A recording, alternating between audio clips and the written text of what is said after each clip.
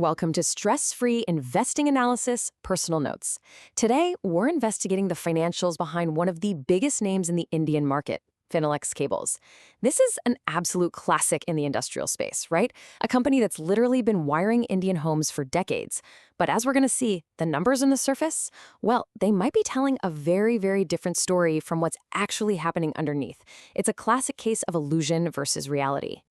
Now, please just take a quick moment to read our mandatory disclaimer up on the screen before we really start peeling back the layers of our case study today.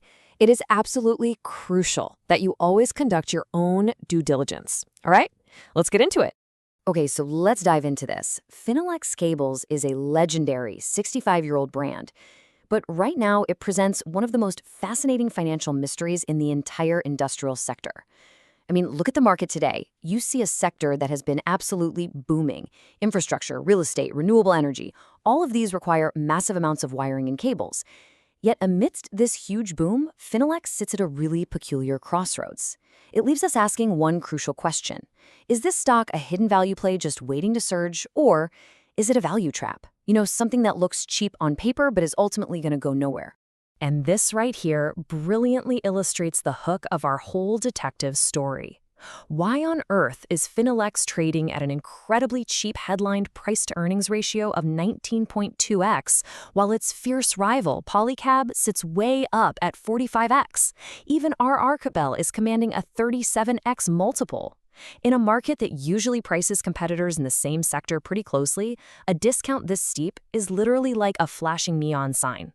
It usually means one of two things. Either the market has completely mispriced Finolex, giving us a golden buying opportunity, or the market knows something fundamental about the company's actual earnings quality that we need to uncover.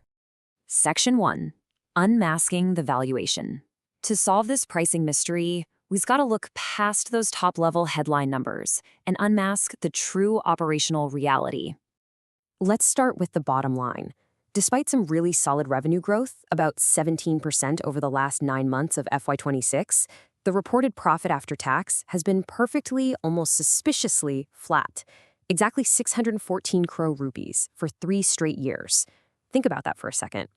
They're selling more cables, revenues are expanding, volume is growing, but the actual net profit hasn't budged a single rupee since FY23. This flatlining profit in a massively growing market, that's our first major clue that something is squeezing the actual business operations. Now here is the big reveal. A staggering 54% of that FY25 profit actually comes from other income, not their core cable manufacturing operations. That 614 crore profit figure we just talked about is severely masked by investment returns. Because the company holds a massive amount of cash, they earn interest on it. When you realize that more than half of the company's net profit is generated by essentially just sitting on cash rather than making and selling electrical goods, well, the entire valuation picture shifts dramatically.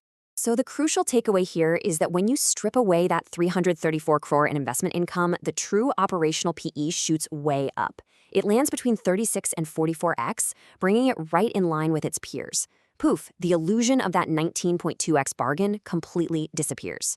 You are actually paying a premium multiple for the core cable business, just like you would for Polycab or KEI. It's not that the stock is wildly overpriced now, but it's absolutely vital to understand that it's simply fairly priced on an operational basis. Section 2. The Fortress Balance Sheet. Let's see how this builds our next chapter. Because that substantial other income we just talked about, it's generated by an absolute fortress of a balance sheet. Here is the incredible bright side to all of this. Finolex operates with zero long-term debt and is sitting on a staggering 2,859 crores in net cash. I mean, that gives them pristine financial safety. In an industry where expanding manufacturing capacity usually requires taking on heavy leverage, Finolex is entirely self-funded. They have a debt-to-equity ratio of literally 0. If a severe economic downturn were to hit tomorrow, Finolex wouldn't just survive, they'd sleep peacefully through the night.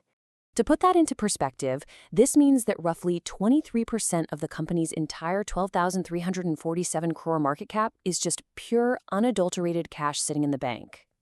For every single share of Finolex you buy, roughly 187 rupees of that share price is backed by hard cash. This creates an incredibly strong floor for the stock price. It's really the ultimate defensive buffer for conservative investors. But this poses a major capital allocation mystery. What should management actually do with 23% of their market cap in cash? Should they deploy it into their high-margin FMG business, maybe acquire a rival, or just reward shareholders with a special dividend?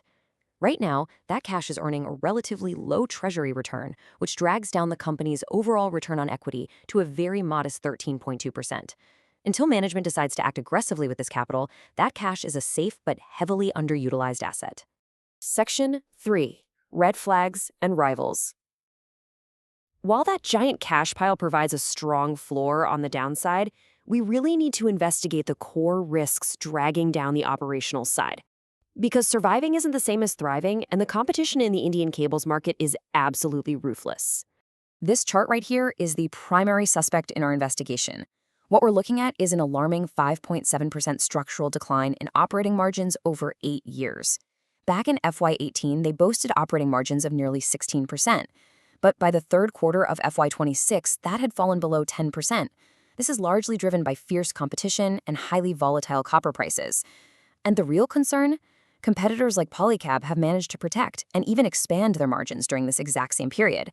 This strongly suggests Finolex might be losing some of its historical pricing power. We also see a severe 64% drop in cash flow from operations, plummeting down to 207 crores. What does that mean? Well, it means huge amounts of working capital are getting locked up as inventory and receivables expand. When you're growing revenues but your cash flow drops that sharply, you have to build up more copper inventory and wait longer for your customers to pay you. It's a major red flag that tells us the quality of those flat 614 crore earnings is deteriorating slightly simply because less of it is converting directly into hard cash. Add to this the fact that Finolex has been really slow to execute its FMEG ambitions, meaning fast-moving electrical goods like fans, LEDs, and switches. They've been talking about this high-margin transition for over 7 years, but it still makes up only 8% of their total revenue.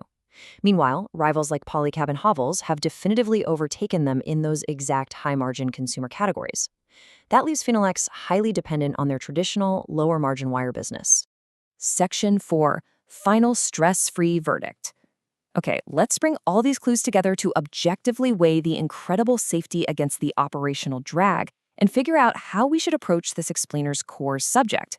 So we are essentially balancing a pristine, dividend-paying cash fortress with some strong 28% core wire volume growth against a narrowing brand moat and continuous margin compression. The demand for their product is undeniably there. Selling 28% more wire volume is fantastic. They're also building new optical fiber capacities that should really help margins down the road. But until they prove they can stop the margin bleeding and actually execute their consumer goods strategy, the stock's upside remains somewhat capped. Our objective analysis points to accumulating on dips in the 750 to 850 range, with a base target of 950. But keep in mind that base target absolutely requires management to stabilize those operating margins back to the 11% range. Now, if you can pick it up closer to 700 during a market correction, that 187 rupees per share in pure cash makes it an incredibly low-risk entry zone. But it does for sure require patience. All of this brings our final stress-free score to a 73 out of 100, earning it a B+ grade. It's a conservative, defensive value play for patient dividend seekers. Look, it's not a screaming growth rocket ship, but it is a financially bulletproof brand. It's trading at a reasonable operational valuation, with a giant pile of cash just waiting to be utilized. Before we wrap up, a quick but important disclaimer. The analysis shared in this explainer is for educational and informational purposes only. I am not a SEBI-registered research analyst or investment advisor. Investing in the stock market involves significant risks. The data and charts shown are based on public information and my personal research notes. Please do not treat this as a buy or sell recommendation. Always conduct your own due diligence or consult with a SEBI-registered professional before making any financial decisions. If you found this deep dive helpful and want to stay updated with more stress-free investing analysis, please hit the subscribe button and press the bell icon so you never miss an update. I want to hear from you. Which Indian-listed companies should I analyze next? Drop the stock name in the comments below, and it might be the subject of my next explainer. Thank you for watching, and keep your investing stress-free investing.